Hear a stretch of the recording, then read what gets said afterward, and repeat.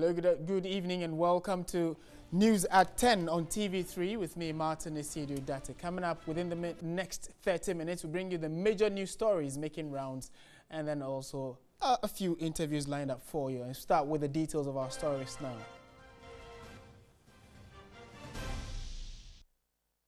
Now, the youth of Alavanyo say the lawless killings in the area have to do with family dispute rather than the age-old land dispute as widely believed. An opinion leader, Richard Kichi, dropped the hint at a media briefing at Alavanyo Pome and called for fresh and unbiased investigations to bring the perpetrators of the killings to book.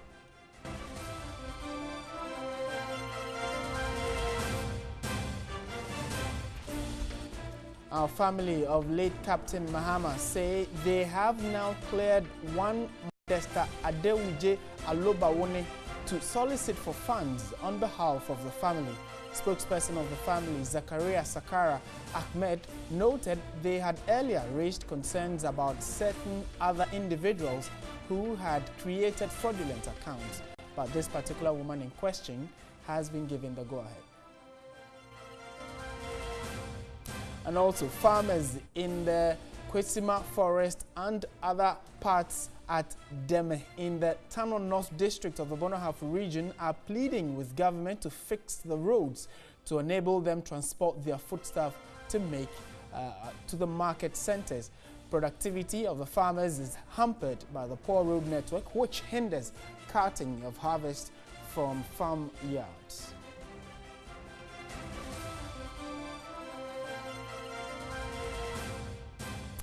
And Togolese President Faure Gnassingbé has been named as the new chair of the ECOWAS Economic Community of West African States at the 51st Ordinary Session of the Heads of ECOWAS in Monrovia, Liberia. Faure Gnassingbé takes over from Liberian President Ellen Johnson Sirleaf to serve as the sub-regional body's head for the next 12 months. Meanwhile, Israeli Prime Minister Benjamin Netanyahu, who attended the summit, has called on African leaders to partner with his country to build a continent's capacity. He offered partnership in technology, agriculture, security, among other areas, to help Africa achieve its rightful place among the people and the nations of the earth. Now, British Prime Minister Theresa May said on Sunday there is far too much tolerance of extremism in UK and suggests increased jail terms for terrorism offences. Theresa May promised to step up the fight against Islamist terrorism after the London Bridge attack, saying enough is enough. Meanwhile, 12 people have been arrested after the London terror attack, which left 7 people dead and 48 injured.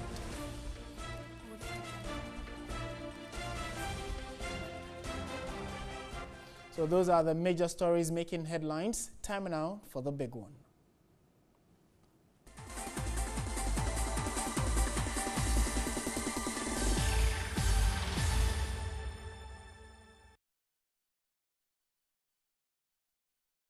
Thank you very much for staying with us. Let's shift our attention to some other stories this evening. And former President Jerry John Rawlings has challenged cadres and NDC party youth to imbibe the values and principles of the party to save them from being deceived. Former President Rawlings, commemorating the 38th anniversary of the June 4 Revolution, alongside his 70th birthday at Wa in the Upper West region, said some individuals were given political platforms to speak against him. At the event on the theme Restoring the Values of Probity, Accountability and Truth in Contemporary Governance, former President Jerry John Rawlings cautioned party faithful against pretenders in the party. And if we are unable to restore a fair measure of integrity into our dealings, then the blood of many would have been shed in vain. He said he and the former First Lady have faced challenges in trying to protect and defend basic principles. I know what I've been through. Disgusting things, painful things. It has a limit. Because when you are beginning to distort and you are destroying our principles completely, and we are going off guard, foolish things like what happened to that captain is what happens. He added no one is against money making, but political leaders must ensure the money made should come from the right source. We squandered many opportunities to clean up and to restore the June 4th principles in the party. Nobody is saying don't make money. Make it good and clean. But not some of the ones that I've known. Sickening. The kind of greed, selfishness. Look at where it landed us. Or is it because this government is not behaving the way Kufuor did in his time? So we think, yeah, we're okay? That's former President Jerry John Rawlings. We've been joined on the line by Dr. Edward Brenya. He is a lecturer at the Department of History of Political Studies at the Kwame Nkrumah University of Science and Technology. Good evening, sir. Thank you very much for joining us. Good evening. Now, according to former President Rawlings, some officials under the erstwhile NDC amassed wealth and, quote-unquote, used money as a political weapon to become kingmakers. And he also indicated that this contributed to the defeat of the NDC in the 2016 elections. Is that a position you share? Of course, you know, right from Cape Coast, the president did not hide his misfeeling about the level of corruption. And as he normally puts it, the fact that people have run away from the principles of the June 4, which was the probity, accountability, and things that he normally talks about. With regard to whether or not people actually amassed well, yes, the level of corruption was clear during the NDC, but beyond that, I thought that people also became arrogant. People became distant from the grassroots. All this contributed to why the NDC lost. I don't think it is just the corruption, because corruption is not something that is new to any government. We've seen that since the Fourth Republic. But the fact that there was activities or a level of distance from the grassroots, for which many in the NDC officials did not pay attention to, all contributed to why the NDC lost the election. The former president seemed to have commented quite severally, and this is not new to many, about the fact that he thought the NDC, as it is now, is losing sight of the ideals and the fundamentals that built the party. How long can he keep talking? What else can he do as a former president, as a founder of the party, to ensure that he whips the people in line so they follow those tenets? I think he came out clearly today when he pointed to the fact that if the blame game does not stop, then new leadership, people that will respect the ideals of June 4th, I think that is what he laid bare. He wants people that we can say the Rawlings people that share in that ideals of June 4th, people that he believes would actually lead the party and not degenerate to what we saw in the previous administration. And I think he's preached that message. He's trying to get it down to the grassroots, and I think that is exactly what he's doing. But Doc, if you would indulge me, there are those who are also saying that, look, the ideals and the principles that set up the NDC in the first place has changed over time, and the kind of politics that Ghana is doing as a country seeking to consolidate its democracy has moved on, so people should also change the way they do the politics. Do you not think the former president's comments and actions is stifling the dynamics of NDC's position to do politics? Is it not changing? Is it not keeping them in just that old corner of this is how we do it, keep doing it this way, even in 2017? I think one thing is clear. One thing is clear, and I believe the former president knows very well that at this point, we cannot have only the cuddles, those that share purely in the ideals of probity, accountability, and others that see us to aid to mount and be able to win the election. We need all the others. But we cannot run away from one factor. The fact that corruption and other activities that affect the nation badly is something that the former president detests. The reason why he's supporting the current president, that at one point in time seemed to have been his enemy, is because the current president, as he described him, has been incorruptible. He said he is because of the fact that he's fighting against corruption. And in several occasions, he has urged the president to fight corruption. And I think that is the canker. So I believe that in as much as he wouldn't want people to toe solely the line of June 4th and the things that the ideals of June 4th, he wants people that can actually, to a certain extent, prevent the level of corruption that we saw latter part of the NDC. And I think that is what he was preaching at, and that's what he's been saying. Okay. We're grateful for your time and making time to speak with us, Dr. Edward Brenya. He is with the Department of History and Political Studies, the Kwame Nkrumah University of Science and Technology. This is still News at 10 on TV3. Let's shift our attention to some other stories when we return.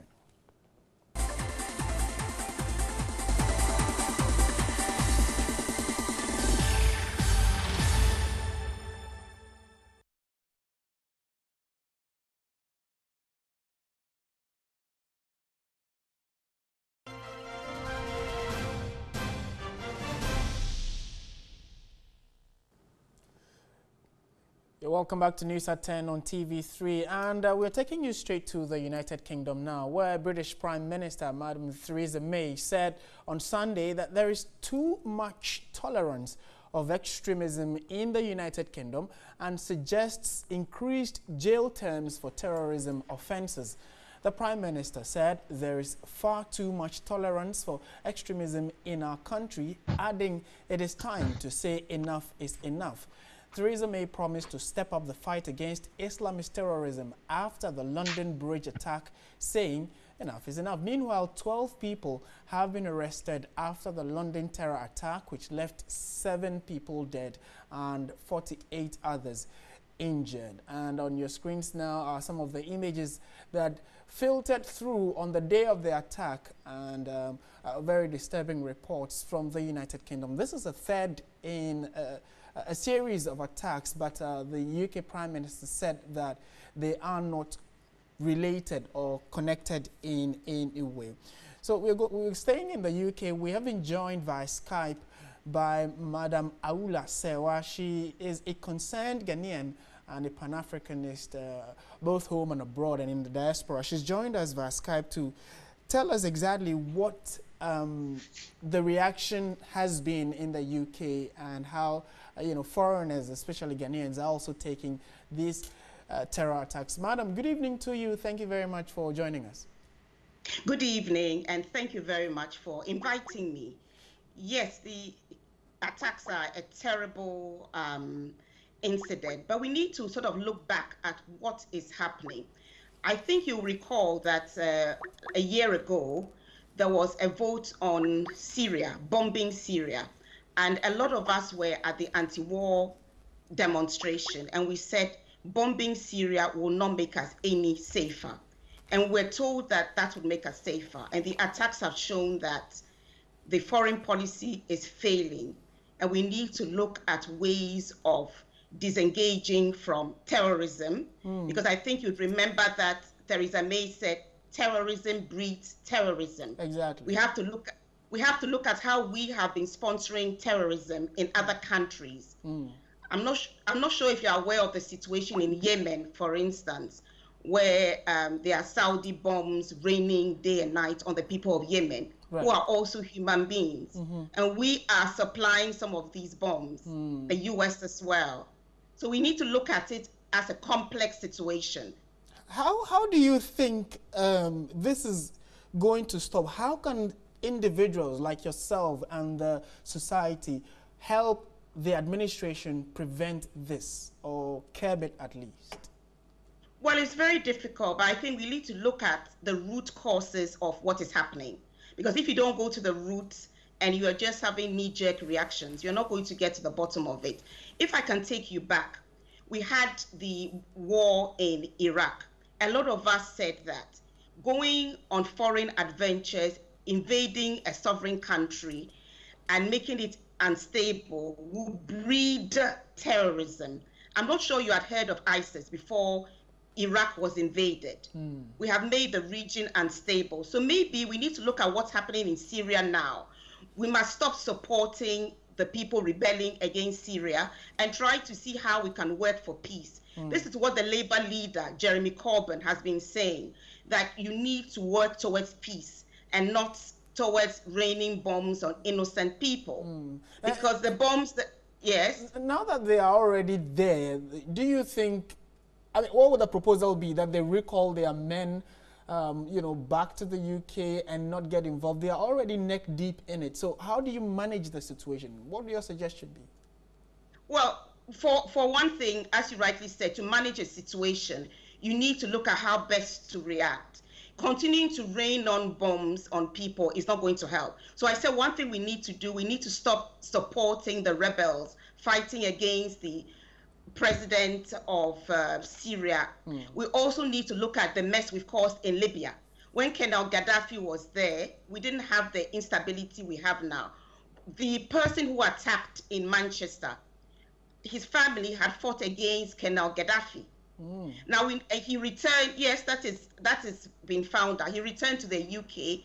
3 reports were made about him to the intelligence agencies. Nothing seems to have been picked up, and now we've had this terrorist attack in Manchester. So we need to rethink our foreign policy and understand that terrorism breeds terrorism. There are human beings in so many different countries who are fighting terror or suffering terror attacks. And some of them may have been caused through some of our acts, whether unwittingly or wittingly. Yes. Okay. And my final question to you would be, we know that in the next few days or weeks, the UK is going to the polls. How do you think these attacks would affect the voter population and the UK in general? Well, for me, those who are looking at what is happening will see that the Labour leader, Jeremy Corbyn, has been vindicated. He has said all along that the problems we have are not solved by raining bombs or by invading countries. You need to work towards peace. You need to negotiate. You need to look at the root causes. And as I said earlier on, we're told that by raining bombs on Syria, we will be made safer. This has been proven not to be true. So I think that we need to look at those who are working for peace. Look at the arms deals we have with Saudi, for instance, billion-dollar, arms deals with Saudi Arabia. And we need to understand that this does not help the security of the United Kingdom. Okay. Thank you very much for your insight into this. Pleasure talking to you. Madam Awula Serwaah, she is a concerned Ghanaian and a Pan-Africanist, both home and abroad in the diaspora, giving us her thoughts and the position of how Ghanaians or Africans generally are feeling about the recent attacks in the United Kingdom. Thank you so much for speaking with us. This is still News at 10 on TV3. Thank you. What we will do now, though, is to bring you some other foreign stories and then, take it from there. So we go straight to a neighboring Togo, where the president of Togo, Faure Gnassingbé, has been named as the new chair of the Economic Community of West African States, that's ECOWAS 2017. And Mr. Gnassingbé takes over from Liberian President Ellen Johnson Sirleaf to serve as the sub-regional body's head for the next 12 months. President Gnassingbé will officially assume the role at the end of the summit. In attendance at the meeting was the Prime Minister of Israel, Benjamin Netanyahu, who congratulated the incoming chairperson. So the news is that Faure Gnassingbé, who is the Togolese Prime Minister, will be taking over from Ellen Johnson Sirleaf, the Liberian president, as the next head of ECOWAS. And that position severally has been held by various Ghanaian leaders, and the latest is that Faure Gnassingbé is going to be the next chair of the Economic Community of West African States. So that's him in your screens and your shots, and congratulations to him. He's going to be the head for the next 12 months. All right, so what we will do now, again, is take a step back to London. Really, we know that this is the third such attack, you know, especially on the London Bridge. We know that this is the second time such an attack has happened, but then there was one also in Manchester. Nana Sifachum is a media practitioner, and he is also in the United Kingdom, has also joined us via Skype. Nana, good evening, and thank you very much for joining us. Good evening, and thanks for having me on your program. We can tell that as a journalist, a lot of people are interested in reporting what's happening in the United Kingdom.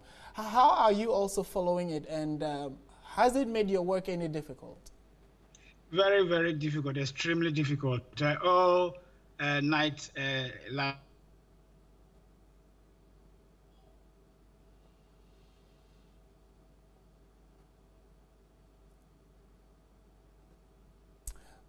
unfortunately, we seem to have frozen. The Skype seemed to have frozen there. But Nana Sifachum is a journalist and was also giving us, you know, the story from his perspective as someone who is covering it, as well as, you know, being there and seeing some of these things happen. How it's affecting them, we are unable to tell for now. But we'll see. Hopefully in our subsequent bulletins tomorrow morning on New Day, Midday Live, we'll keep an eye on developments in the United Kingdom and also around the world. Let's come back home and go straight to the Volta region, where the youth of Alavanyo say the lawless killings in the area have to do with family disputes rather than the age-old land dispute that is widely believed. As an opinion leader in the area, Richard Kichi, dropped the hint at a media briefing at Alavanyo Peme and called for fresh and unbiased investigations into who the perpetrators are, asking that they be arrested and brought to book. The perennial conflict between the Nkunyas and Alavanyos came to the fore again in the last week of April this year, following the ambushing of some palm wine tappers from Nkunya, resulting in the death of 2. This prompted hostilities between the two traditional areas, claiming 4 more lives, 3 apiece. Even though there have been security deployments to the area, no arrest has been made so far. According to the youth of Alavanyo, more and in-depth investigations needed to be done to bring the perpetrators of the killings to book. Alavanyo, like any other rational community, needs peace. Therefore, there must be a way out to addressing the misunderstanding between Alavanyo and Nkunya. Richard Kichi also dropped fresh hint, disputing claims that the conflict between the two communities is still over land. We want everyone to know that there is no land dispute between us, and we know our boundaries. We therefore want the whole world to know that the lawless killings are purely criminal acts. People who hide behind such scenes to fuel conflict in order to make money, they should be warned. The Alavanyo youth again wants the Kpando Divisional Commander Superintendent Prosper Alija to explain his comment that 2 palm wine tappers were shot by people from Alavanyo. As a matter of urgency, we the youth and people of Alavanyo humbly demand that the Kpando Divisional Police Commander Superintendent Prosper Alija come out publicly and apologize to the chief and the good people of Alavanyo and Nkunya for the mess his unguided and unprofessional statement has created. They called on the Security Council to look into the matter in order to restore peace to the area. And in other news tonight, the Environmental Protection Agency has planted 1,000 seedlings of different species on a 5-acre land at Chebi in the eastern region. The acting executive director of the EPA, John Puamang, explained the exercise is to promote the planting of trees on reclaimed Galamsey lands and create awareness for action in the protection of the environment towards the World Environment Day. Several students drawn from second cycle institutions, officials of EPA and the Ochiman Environmental Council took part in the 2-hour tree planting exercise of the seedling species at Chebi in the East Ache municipality of the Eastern region. The seedling species include mango, acacia, teak, mahogany and cedrela. Acting Executive Director of the EPA, John Poman, pointed out the nation was endowed with a lot of natural resources, but in a bid to use them over the years to propel economic development have been ignored. He said the reclaiming of Galamsey lands was critical because lots of the country's river bodies take their sources from the forest where the illegal mining takes place. The theme for this year's Environment Day is connecting people to nature. Alright, so that's a very good note that at least the Galamsey lands have been reclaimed and can be used for planting. Good news there. And on that good news, we end the bulletin. It came your way from our studio here at Adesanwe. My name is Martin Asidudati. Thank you very much for watching. There is more news on our website, 3news.com. Do have a good evening, and as always, stay positive. Bye for now.